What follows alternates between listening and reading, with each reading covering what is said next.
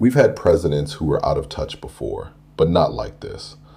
Ours today doesn't just miss the mood of the country, he seems to have lost his grip on reality altogether.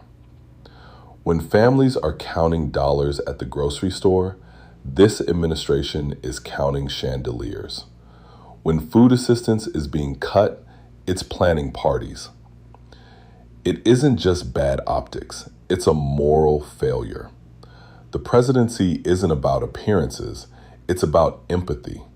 And a leader who can justify throwing $1 million Gatsby party while trying to shut down SNAP, the nation's primary food aid program, has forgotten that government's first duty isn't to its image, it's to its people. I can understand the conservative point of view here. I'm conservative by heart and by history. I believe in responsibility, not dependency. I've seen the waste, the abuse, the fraud that creeps into welfare systems. My first wife was a social worker for Los Angeles County back in the 1970s. She came home with stories that would make any taxpayer's blood boil. She once swore she saw the same child.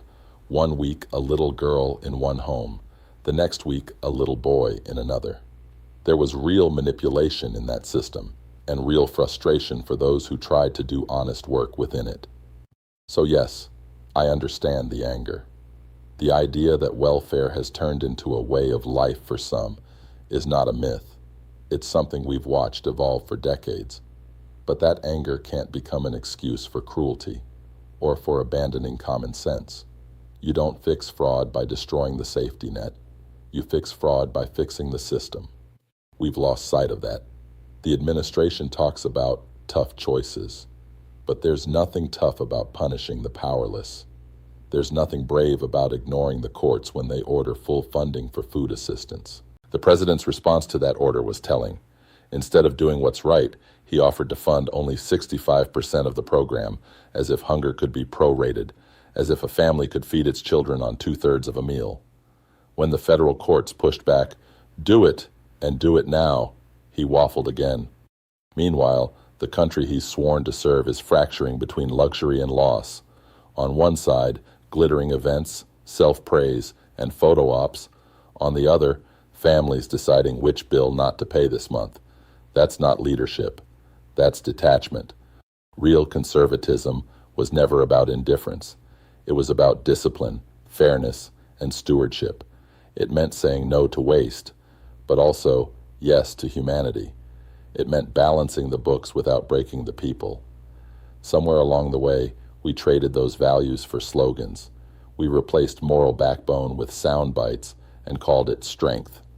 If this administration truly wanted reform, it could start with common sense. Don't cut families off cold turkey. Help them transition.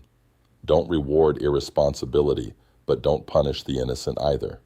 Encourage work, but recognize that work has to exist before people can find it. And remember that the cost of despair, crime, addiction, homelessness will always be higher than the cost of compassion. The debate over SNAP and social aid isn't just about money. It's about what kind of country we want to be. Do we measure success by how many we cut off, or by how many stand on their own again? Do we lead by example or by decree? Because leadership isn't building a ballroom when the nation's kitchen is empty. The truth is, we can have accountability without arrogance. We can have efficiency without cruelty.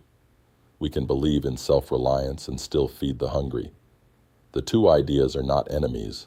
They are the twin pillars of any moral democracy. So yes, I'm conservative. I believe in personal responsibility, in hard work, in fiscal restraint. But I also believe in decency. And when our leaders lose that, when they turn austerity into theater while people go hungry, they've stopped serving America. They're serving themselves. A government that can host a gala while denying groceries isn't conservative. It's decadent. And the longer we let it pretend otherwise, the harder it will be to remember what the word conservative even meant in the first place. America doesn't need another lecture from a ballroom.